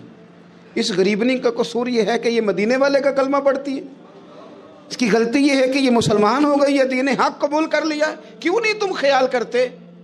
कहते उनके दिल नरम हुए, वो रजामंद हुए मुझे मदीने जाने पर उसने कोशिश की मेरे ससुराल पैगाम भेजे, कब बस करो, और बच्चा तो चिड़िया का जुदा हो जाए तो वह तड़पा करती है, और तुमने एक जीती जागती माँ का बेटा जुदा किया है। वो भी नरम हुए, रब ने असबाब बनाए, मेरा बेटा मुझे मिला। कहने लगे तू रह जा। मैंने कहा नहीं, तुम मुसलमान नहीं हो, तुम्हें पता नहीं ना, मैं यहाँ नहीं रह सकती, मुझे मदीने ही जाना है। अकेली इतना सफ़र, जंगलों का रास्ता, पहाड़ी रास्ता तय कर लोगी। मैंने कहा मैं कर लूँगी। जिन्हों वेख के ठर दियाँ अखियाँ ने तो जिन्हों वेख के ठर दा सीना है। रब्बा तेरी सारी खुदाई च एक की ते शहर मदीना है। कहती मैं ऊँट पे बैठी, बेटा मैंने गोद में बिठा लिया, मैं सफ़र करने लगी, पर दिल में खटका था कि इतना लंबा सफ़र, बेटा छोटा है, कैसे करूँगी। कहते मुझे उस्मान बिन तला मिल गए। कहने लगे कहाँ जा रही हो बहन। मैंने कहा मदीने। कहने अकेले जाओगी। मैंने कहा जाना तो है ना, कोई साथ चले न चले पर शहर रसूल तो जाना है ना। आप फरमाती हैं मैंने उस्मान बिन तलहा से नेक बंदा कोई नहीं देखा, मेरे ऊँट की लगाम थाम ली। जब मुझे ऊँट पे बिठाते थे ना, ऊँट बिठा के चले जाते थे, मैं बैठ जाती थी तो आके लगाम थामते थे। जब कहीं मुझे उतारते थे तो ऊँट बिठा के चले जाते थे, मैं उतर जाती थी तो ऊँट को बांधते थे। सोना होता था तो ऊँट बिठा देते, मैं उतर जाती, वो दूर जाके लेट जाते। फरमाती थी फिर मेरे लिए मेरे रब ने असबाब पैदा किए और मैं मदीना पहुँची। मैं शौहर से मिली और लोगों मेरे नसीब देखो, मैं रहने कहाँ लगी, हुजूर के मदीने में, शहर रसूल में, शहर रह पाए नजर होश में आ, ये कुव्वे नबी है। मैं हुजूर के हरम की ज़मीन और कदम रख के चलना, अरे सर का मौका है ओ जाने वाले, मदीने के खित्ते खुदा तुझको रखे, गरीबों फ़कीरों के ठहराने वाले। कहती है मैं वहाँ बसने लगी। आप फरमाती है मुसलमानों, शायद मुझसे ज़्यादा तकलीफ़ किसी ने न सही हो, पर देखो 1 साल पूरा मैं तकलीफ़ में रही, और जब मेरा सब्र साल को पहुंचा, सब्र की उम्र 1 साल हुई, तो फिर रब ने बंदोबस्त किया। फिर मेरे घर वाले भी नरम हो गए, ससुराल वाले भी नरम हो गए, रब ने मेरे आने जाने के लिए एक बंदे का बंदोबस्त भी फरमा दिया, फिर मेरा शौहर तक भी मैं पहुंच गई, मुझे मदीना तो रसूल भी नसीब हुआ। 1 साल मैंने सब्र किया था, रब ने मुझे मुस्तकिल मदीने का ठिकाना अता फरमा दिया। लेकिन जो बंदा सब्र ही ना कर पाए, जो सब्र ही ना, जो कहे जी बड़ी दूर से आया हूँ, बड़ी देर हो गई, बड़ा टाइम हो गया, कब जाके मसला हल होगा, वो जो आपने बताया था वो तावीज़ कब असर करेगा, वो दुआ कब कबूल होगी, वो फलाना मामला कब, भाई ये डेट तो आपको रब रसूल ही दे सकते हैं। बंदा तो कोई इत्तला ही देगा, पैगाम ही देगा, दुआ ही करेगा। अगर ज़िंदगी में हौसला ही नहीं होगा, अगर आपको ये करार ही नहीं आएगा, ठहरना ही नहीं आएगा किसी मैदान में। देखें, कुछ ऐसी अज़ियतें होती हैं जो अज़ियतनाक होती हैं, लेकिन अगर ग़ुलामी में आ जाए ना आप, तो वो अज़ियतनाक नहीं होती, उस चुभन में मज़ा आने लगता है। कई दर्द भी मज़ेदार होते हैं, कई दर्द भी, कभी ज़ख्म ठीक होने पे आ जाए ना तो उसे छेड़ो तो मज़ा आता है, इसलिए कि कुछ दर्द भी मज़ेदार होते हैं। आतिश से किसी ने कहा तू रोता बड़ा है, उसने कहा महबूब की याद में तड़पता हूँ, अभी तो एक दिल है, मेरे तो ख्वाहिश थी कभी 2 होते ना तो सही करके तड़पता। रब ने दिल एक बनाया, कहता वो मज़ा दिया है तड़पने कि मेरी आरज़ू है या रब, मेरे दोनों पहलुओं में दिले बेकरार होता। दर्द में भी मज़ा है, पर शर्त यह है कि लोग दर्द में भी जीना सीखें। हम ना आराम में जीना चाहते हैं, पंखे के नीचे जीना चाहते हैं। काश कि हमें सहरा में भी नींद का मज़ा लेने का तरीका आए, फिर ज़िंदगी के सारे रास्ते आसान हैं, फिर एक राह भी मुश्किल नहीं। लेकिन चूँकि हौसला नहीं, सब्र नहीं, वो वाला करार नहीं जो एक मुसलमान से रब रसूल का मुतालबा है। हुदैबिया के मौके पे ना नबी पाक सल्लल्लाहु अलैहि वसल्लम ने जो शर्तें काफिरों के साथ तय की थी ना, हुजूर ने नूरे बसीरत से की थी ना, तो इन्हीं शर्तों ने फिर फतह के बाब खोल दिए। इन्ना फतहना लका फतहम मुबीना। एक शर्त ये थी कि अगर कोई मुसलमान मदीने से मक्के आएगा तो मक्के वाले वापस नहीं करेंगे, रख लेंगे। फिर गौर करें, कोई मुसलमान अगर मदीने से मक्के आएगा तो मक्के वाले वापस नहीं करेंगे, और अगर कोई बंदा मुसलमान अपने आका की मर्ज़ी के बगैर मुसलमान हो जाए और वहाँ से वो मदीने आएगा तो हुजूर पनाह नहीं देंगे। तो मेरे भाई, महबूब की तरफ से आने वाला ना सिर्फ सुख ही नहीं कबूल करना चाहिए, दुख भी कबूल करना चाहिए, दुख भी कबूल करना चाहिए। हमारा ये मसला है कि हम ना मीठी मीठी के कायल हैं, कड़वी कड़वी के कायल नहीं। अगर वो कभी दुख दे ना तो महबूब का दुख भी सुख समझ के कबूल करो। हाँ हाँ, उसकी तरफ से कांटा है कभी तो उसे फूल समझ के कबूल करो, वो चुभेगा नहीं, इंशाल्लाह मज़ा ही देगा, वो कबूल तो करो ना।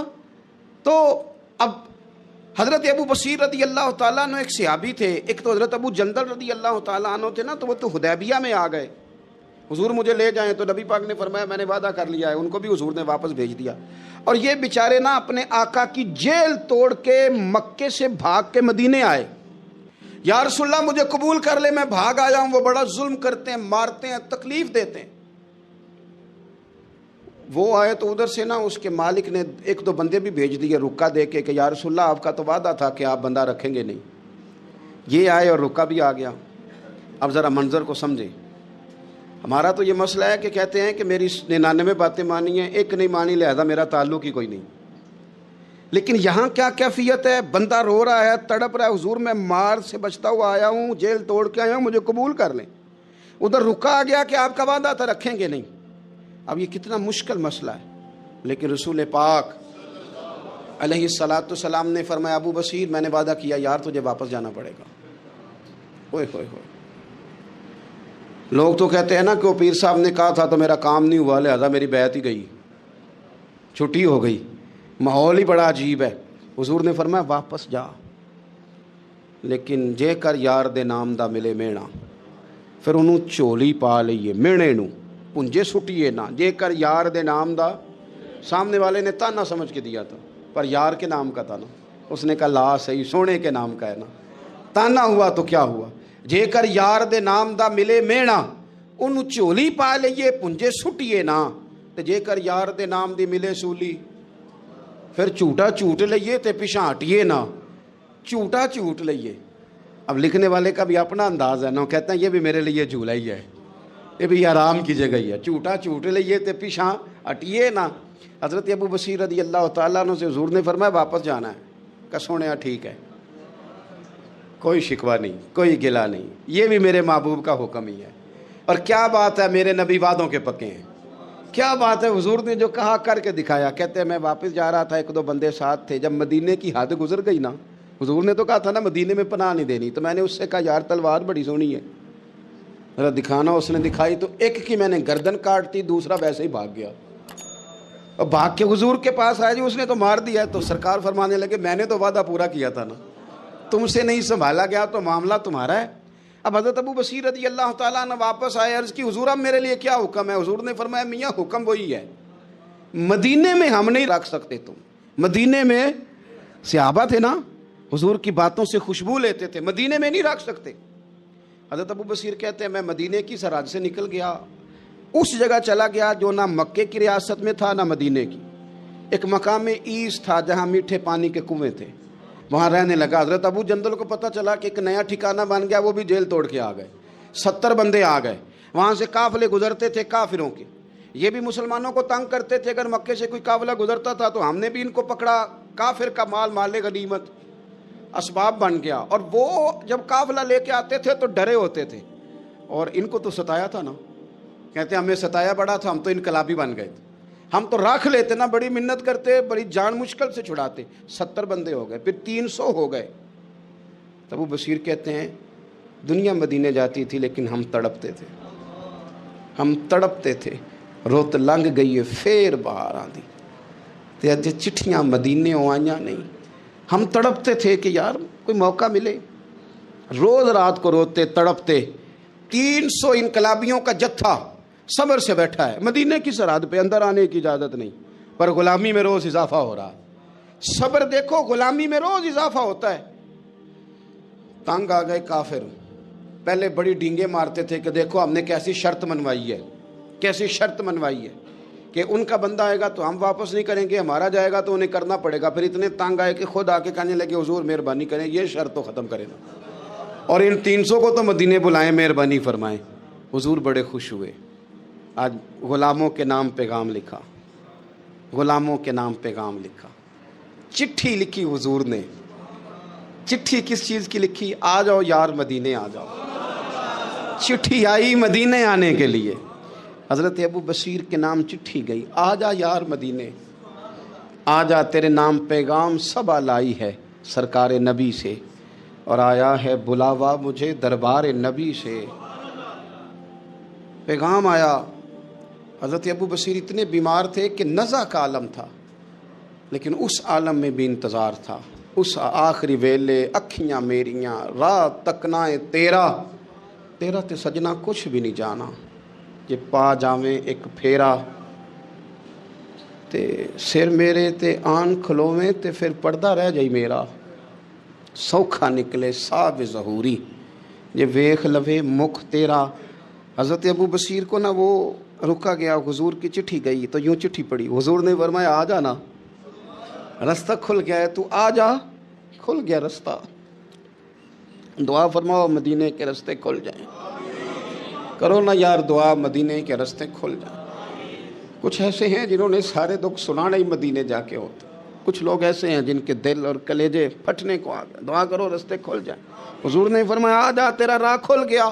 حضرت ابو جندل کہتے ہیں میں سرانے کھڑا تھا، حضرت ابو بصیر کے خط پڑھا، مسکرائے، اشارے سے کہنے کہ دیکھ میرے نبی کا خط ہے، حضور کی چٹھی میرے نام آئی ہے، پڑھنا۔ کہ میں نے بھی پڑھی، پہلے روئے پھر کلمہ پڑھا، پھر میرا ہاتھ تھاما، روح پرواز کر گئی ہمیشہ کے لیے، ہمیشہ کے لیے۔ وہ ظاہری جسم کے ساتھ تو مدینے نہ پہنچے، پر قبر میں گئے تو مدینے والے کی زیارت نصیب ہو، قبر میں حضور کی زیارت نصیب ہو گئی، قبر میں۔ حضرت ابو جندل کہتا ہے میں نے جنازہ پڑھا، اور اسی مقام پہ جہاں انہوں نے انتظار کیا تھا نا، وہ مقام میں انتظار ان کا مزار بنا، مزار کے ساتھ مسجد بنی، مسجد کا نام مسجد ابو بصیر رکھا گیا۔ انہوں نے اس انتظار میں جان دے دی، پر صبر کیا، شکوہ نہیں کیا۔ یارو اتنی شکایتیں، اتنی شکایتیں، اتنے شکوے۔ ایک بات میرا اور کرنے کو دل کر رہا ہے۔ ایک صحابی تھے حضرت عاصم بن ثابت رضی اللہ تعالیٰ عنہ، جنگ احد میں نا حضور کے ہاتھ پہ موت کی بیعت کی، جنگ احد میں بیعت کی، سونیا تیرے نام پہ مرنا، ڈٹ کے لڑے۔ सलाफा बिन साद के 2 बेटे बदर में कत्ल किए इन्होंने। उसने कसम खाई कि माज़ अल्लाह मैं इनका सर मंगा के तो इनकी खोपड़ी में शराब पीऊँगी। सलाफा बिन साद ने ये कसम खाई कि मेरे 2 बेटे कत्ल किए हैं, मैं इनकी खोपड़ी में शराब पीऊँगी माज़ अल्लाह। एक कबीला गज़ील था, उन्होंने ओहद के बाद हुजूर से कहा कुछ कारी हमें दे दें, हमने कुरान सीखना है। तो नबी पाक ने कुछ बंदे भेजे, तो आसिम बिन साबित को भी भेजा, लेकिन उन्होंने धोखा किया। वहाँ जाके इनको गिरफ़्तार कर लिया। जब गिरफ़्तार करके मक्के वालों के हाथ बेचने लगे तो हज़रत आसिम बिन साबित ने तलवार निकाल ली, फरमाने लगे मैं काफिर का कैदी हो के जीने से बेहतर है शहादत की मौत मर जाऊँ। काफिरों का कैदी लड़े और फरमाने लगे मेरे कमान में तीर बाकियाँ, मैं लड़ूंगा और इतना लड़ूंगा कि तुम्हें पता चलेगा मुझे लड़ना आता है। और फरमाया मैं सब्र करूंगा और सब्र करके दिखाऊंगा, मैं डटूंगा और तुम्हें डट के। अकेला बंदा मैदान में डट गया, अकेला।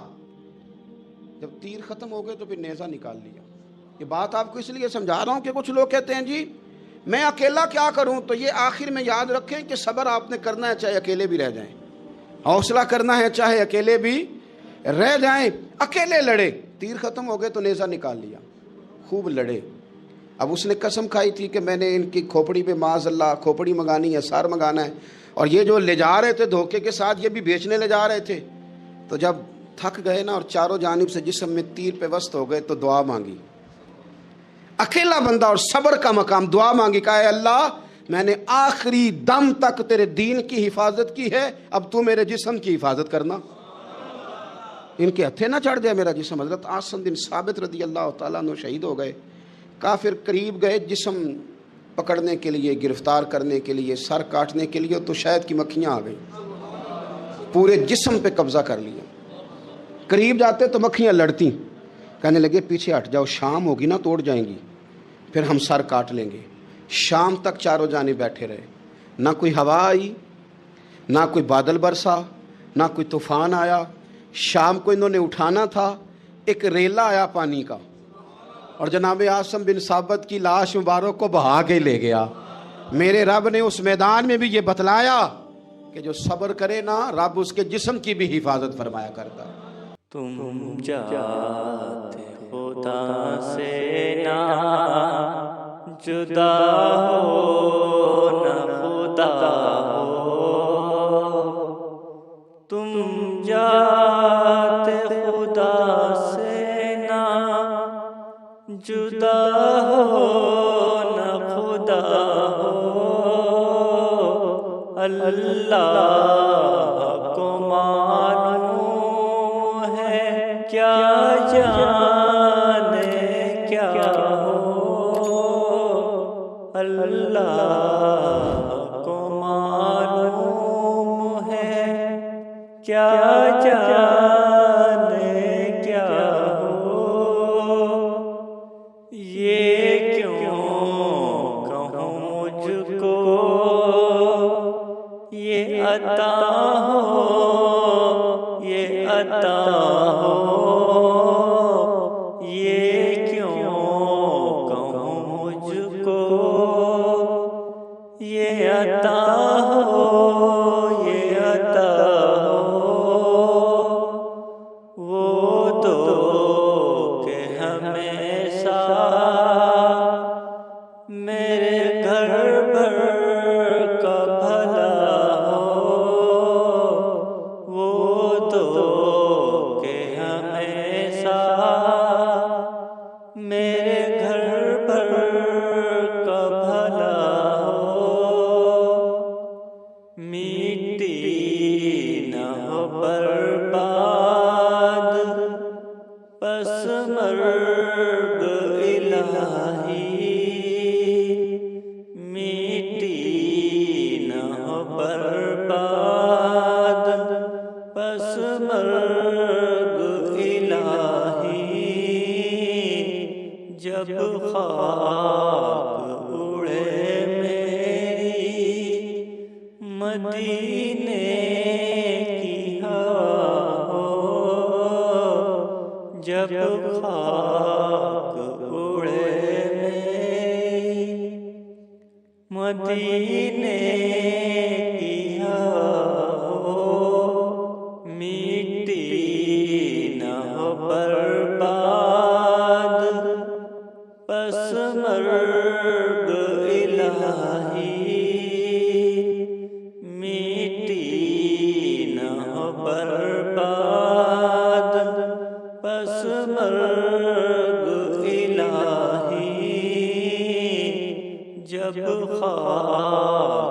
اڑے میری مدینے کی ہوا ہو جب خاک اڑے میری مدینے کی ہوا ہو مٹی نہ ہو برباد پس مرگ الہی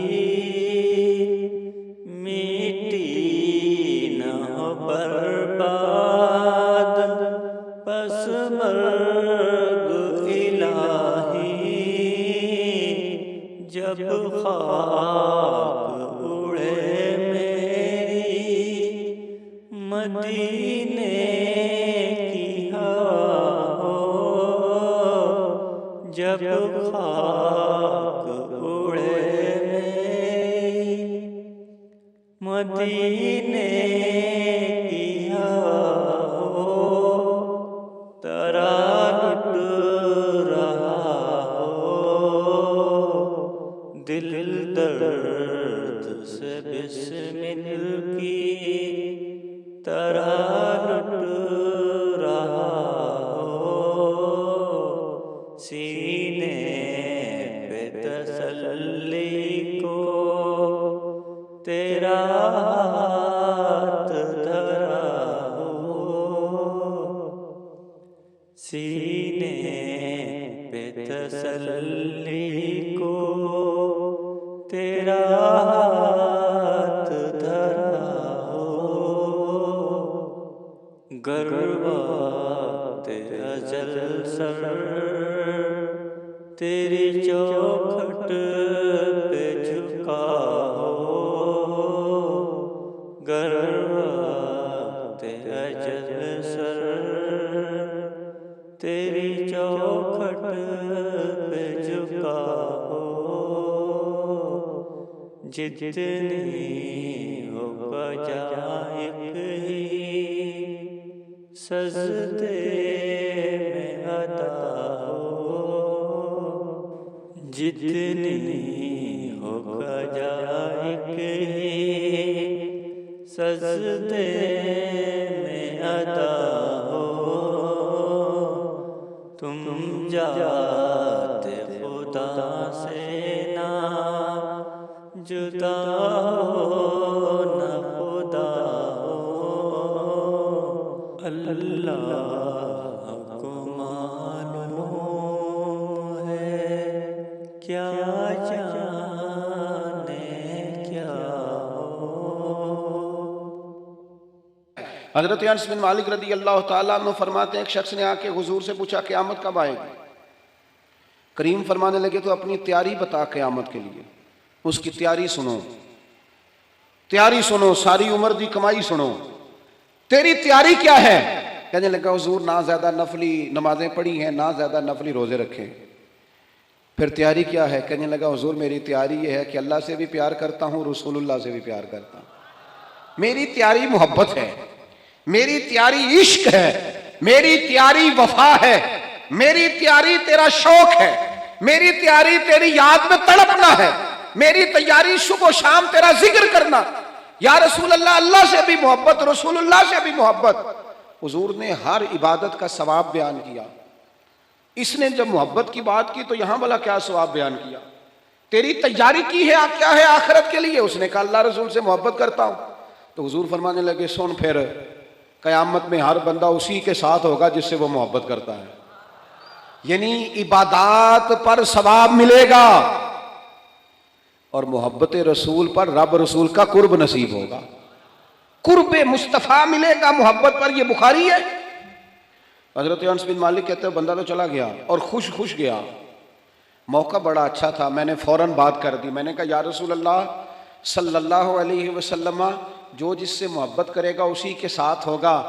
میں اللہ سے بھی محبت کرتا ہوں، رسول اللہ سے بھی محبت کرتا ہوں، ابو بکر صدیق سے بھی کرتا ہوں، فاروق اعظم سے بھی کرتا ہوں. حضور میرے لیے کیا حکم ہے؟ تو محبوب نے فرمایا فتویٰ وہی ہے، سوال کا جواب وہی ہے، عمل کی جزا وہی ہے کہ جو جس سے محبت کرے گا قیامت میں اسی کے ساتھ کھڑا کیا جائے گا.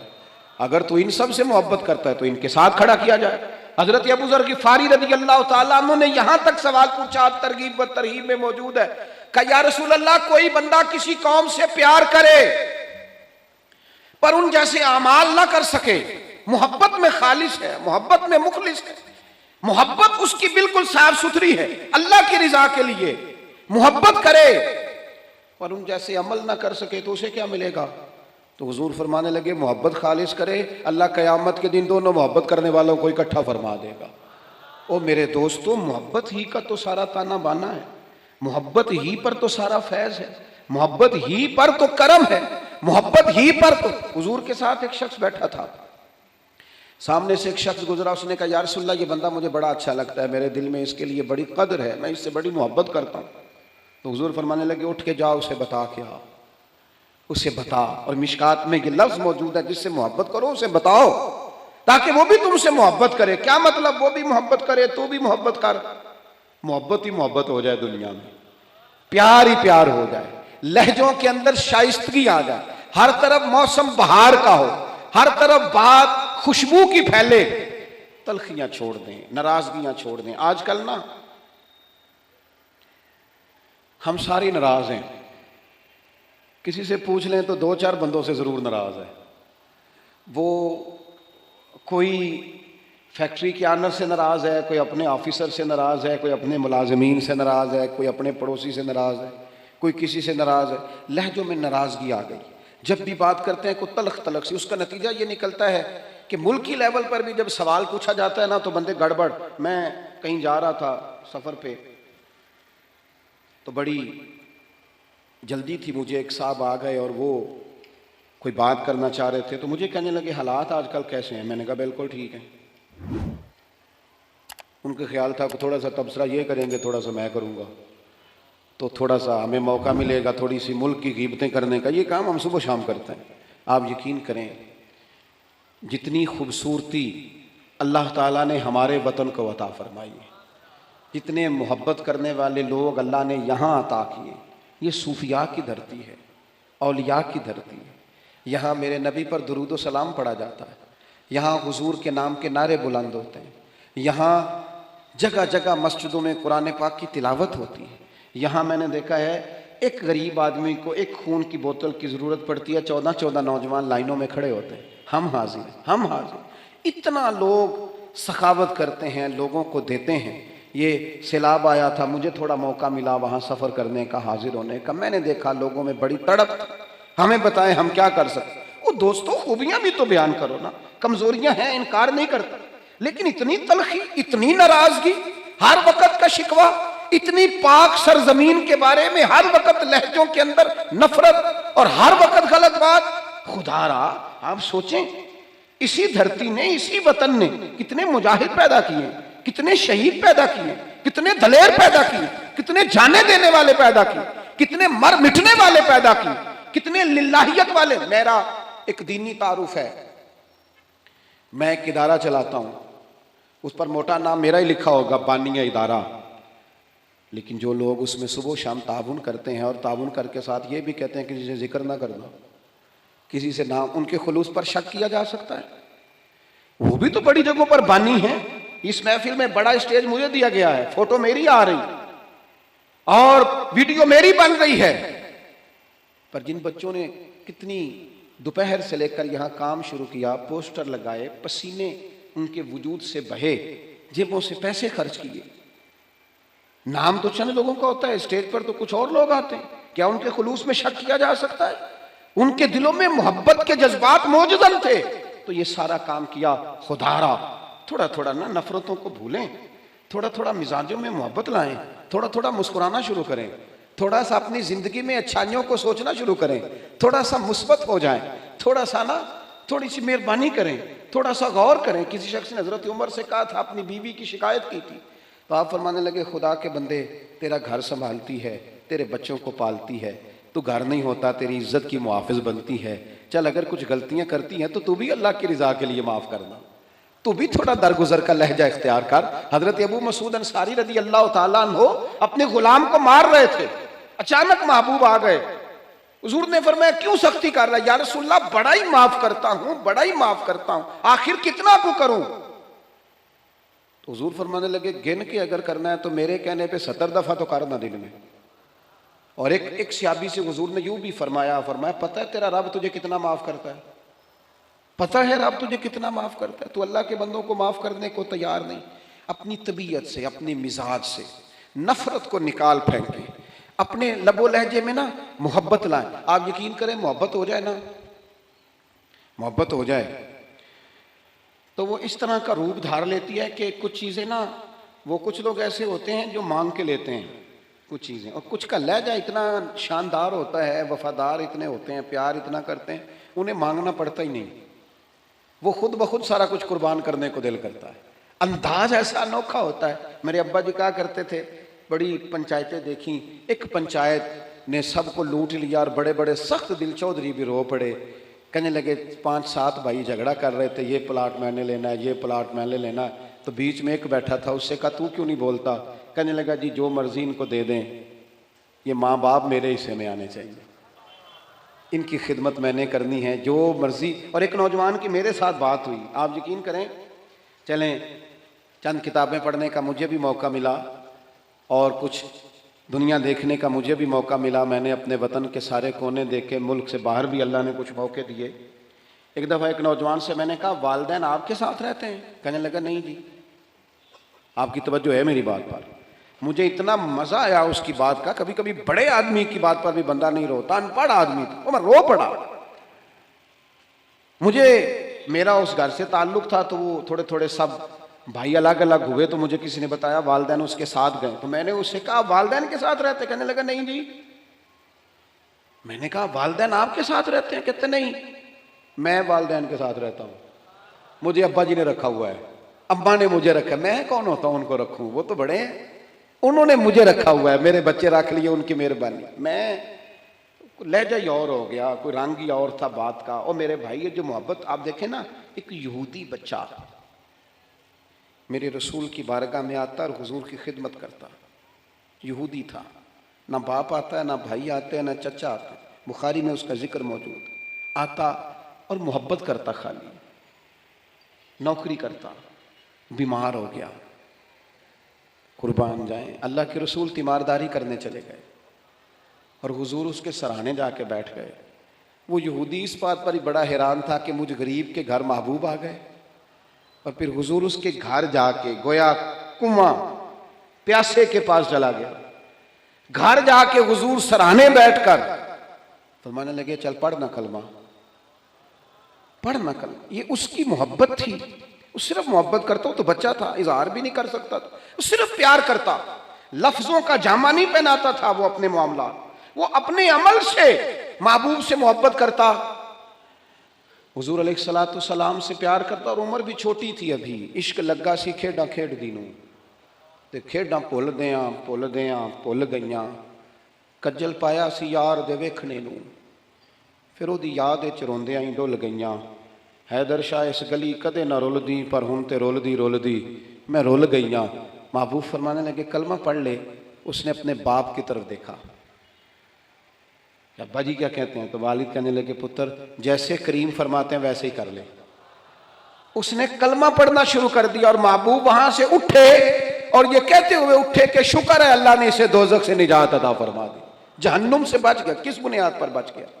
کون سی چیز حضور کو اس کے گھر لے گئی؟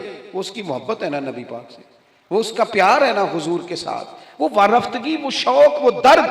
2-4 دن کے بعد ایک صحابی نے حضور کی زیارت کی، غریب آدمی تھی، اسے ظاہری طور پر نہ چہرہ انور پر کچھ نکاہت نظر آئی، عرض کرنے لگے حضور میرے ماں باپ قربان، میں چہرے پر کچھ کمزوری ظاہری طور پہ دیکھ رہا ہوں۔ تو حضور فرمانے لگے 4-5 دن بیت گئے، سوائے کھجور پانی کے میں نے کچھ کھایا نہیں، صرف میٹھا ہی کھانا سنت نہیں، فاقہ کرنا بھی سنت ہے، میں نے کچھ دنوں سے کھایا نہیں۔ اس کے ظاہری اثرات ظاہری طور پر کچھ تمہیں دکھائی دے رہے ہیں۔ دوڑے گئے، گھر والوں سے پوچھا کچھ ہے کھانے کے لیے؟ انہوں نے کہا کچھ نہیں ہے۔ جو اپنے گھر تھے قریب رشتہ داروں کے، پڑوسیوں کے، ہمسایوں سے، ان سے پوچھا تمہارے پاس ہے کچھ کھانے کو؟ انہوں نے کہا کچھ نہیں۔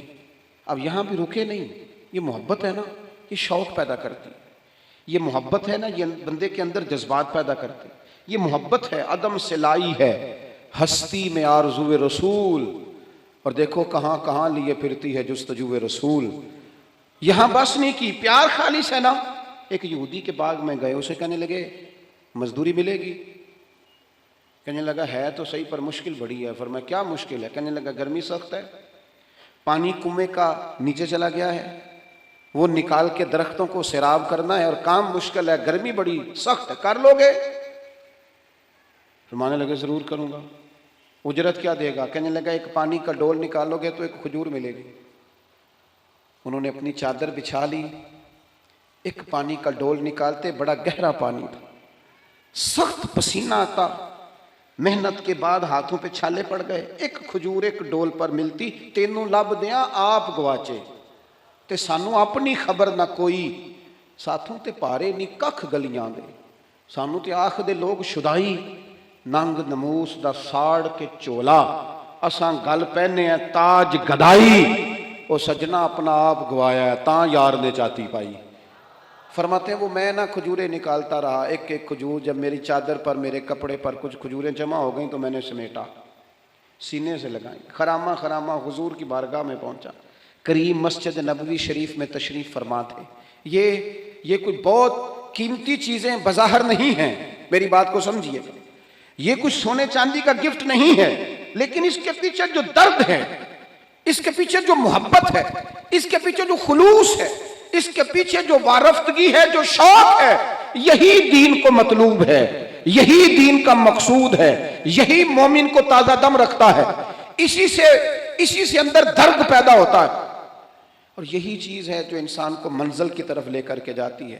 ہم نا باتوں کی حد تک عاشق رہ گئے ہیں، عشق کا اظہار نہ شعروں سے ہوتا ہے، نہ باتوں سے ہوتا ہے، نہ نعروں سے ہوتا ہے، نہ جلسوں سے ہوتا ہے۔ وہ تو رات کو تنہائی میں بیٹھ کے اپنے دل سے پوچھ پیار کتنا ہے، وہ تو پوچھ اپنی آنکھوں سے کہ یہ کہاں کہاں روتی ہیں تو محبت میں کیوں نہیں روتی۔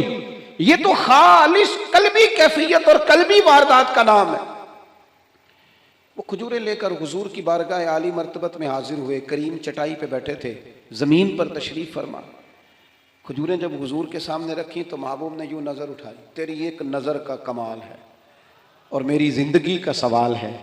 وہ کھجوریں محبوب نے ایک اٹھائی اور کھجور کو پہلے منہ میں رکھا، اور پھر ان کے سارے وجود کو پسینے میں شرابور دیکھا، ہاتھوں کے چھالے دیکھے، تو حضور فرمانے لگے اتنی گرمی میں اتنی محنت، اس موسم میں اتنی مشقت، اتنا بوجھ، پر میں کس چیز نے تجھے مجبور کیا یہ کام کرنے پر؟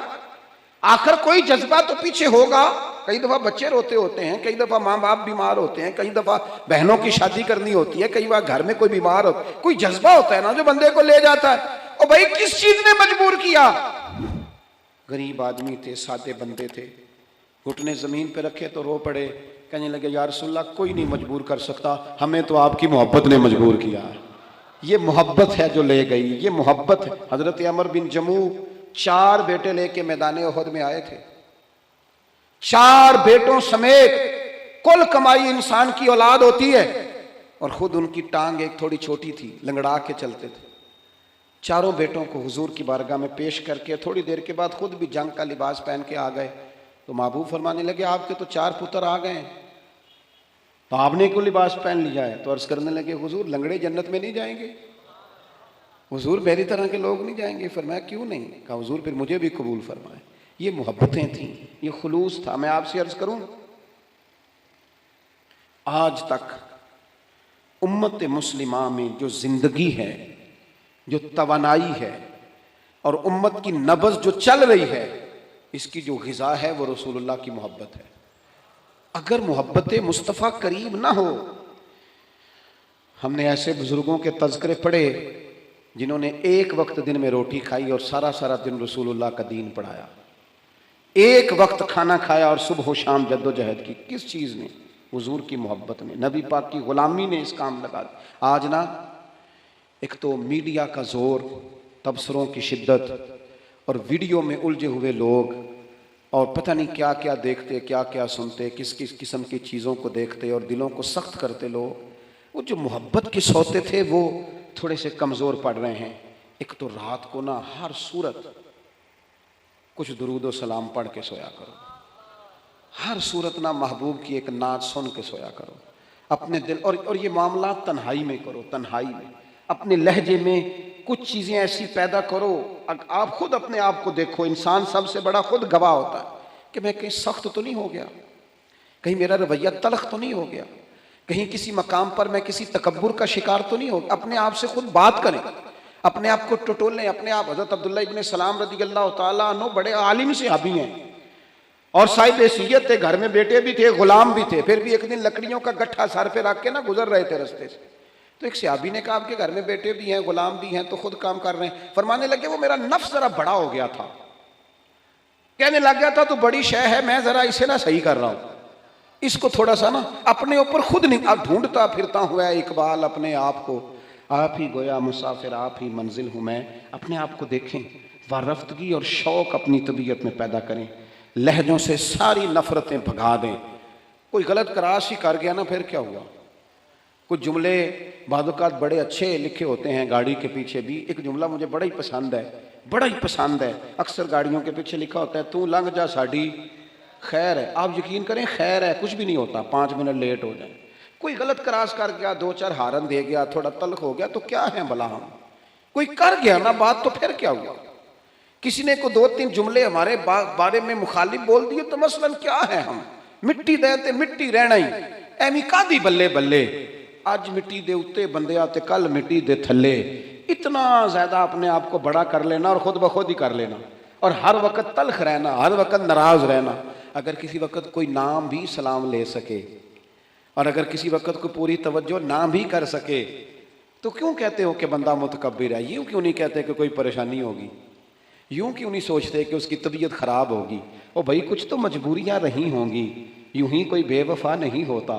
کسی جگہ غور کر لو، کہیں کسی شخص کو کوئی تکلیف نہ ہو، لیکن وہ ہم نے نہ تھوڑی تھوڑی باتیں، اب تو نہ ہمیں کوئی بات پتہ چلتی ہے نہ ہمارے پاس کوئی یقینی خبر ہوتی، ہم اپنے گھر میں بیٹھ کر سوچ کر ہی کہ فلاں اس طرح کا ہے، نرا سوچ کے ہی ناراض ہو جاتے ہیں۔ کوئی ہمارے پاس اس کی دلیل نہیں، کوئی ثبوت نہیں، کوئی پروف نہیں، فلانا بندہ اس طرح کا ہے، سوچ کر ہی ناراض ہو گئے 100%۔ تو یہ آج کچھ محبت لے کے جانی ہے، کچھ ناراضگیاں چھوڑ دینی ہے، کچھ بندوں کو نہ خود بخود ہی معاف کر دینا، کچھ لوگوں کے بارے میں نہ دل کو ہلکا پھلکا کر کے سونا، کہیں نہ کہیں کوشش کرنی ہے یار آج کے بعد نہ تھوڑا پیچھے بھی سیٹ مل گئی تو ہو جائے گا گزارا، کوشش کرنی ہے کہ یار کوئی حرج نہیں ہے، اگر کوئی بندہ کوئی تلخی کر بھی جائے گا تو کوئی حرج نہیں، ہم نے اپنے لہجے کو گڑبڑ نہیں کرنا، محبتوں کو فروغ دیں، محبتوں کے ساتھ جئیں، محبتوں کو آگے رکھیں۔ ساری دنیا میدان میں نکلتی ہے جیتنے کے لیے، لیکن کچھ حضرت جنید بغدادی کی طرح میدان میں ہارنے کے لیے بھی اترتے ہیں۔ وہ کہتے ہیں یار نہیں، اپنوں سے، بزرگوں سے، بڑوں سے، قریبیوں سے، محبت والوں سے کوئی جیتا تو نہیں نہ جاتا، کوئی عرض نہیں، ہم ہار جائیں گے، کوئی فرق نہیں پڑتا۔ کبھی کبھی میدانوں میں ہارنے کے لیے بھی اترو۔ اس کی وجہ یہ ہوتی ہے کہ چھوٹے بچے کو نا کئی دفعہ باپ اس کے ساتھ پنجا لڑاتا ہے نا تو جان بوجھ کے اس لیے ہارتا ہے کہ میرا پتر خوش ہو جائے، تو کبھی کبھی اس لیے بھی ہار جانا چاہیے کہ اپنے ذرا خوش ہو جائیں گے، ذرا ان کے دل کو تسلی ہو جائے گی، ذرا کچھ تھوڑا سا نا ان کی طبیعت میں قرار آ جائے گا۔ تھوڑا سا محبت کا فروغ کریں، اپنے لہجوں سے نفرتوں کو دور کریں۔ اللہ کی بارگاہ میں دعا کرتا ہوں اللہ تعالیٰ اس حاضری کو قبولیت کا درجہ عطا فرمائے۔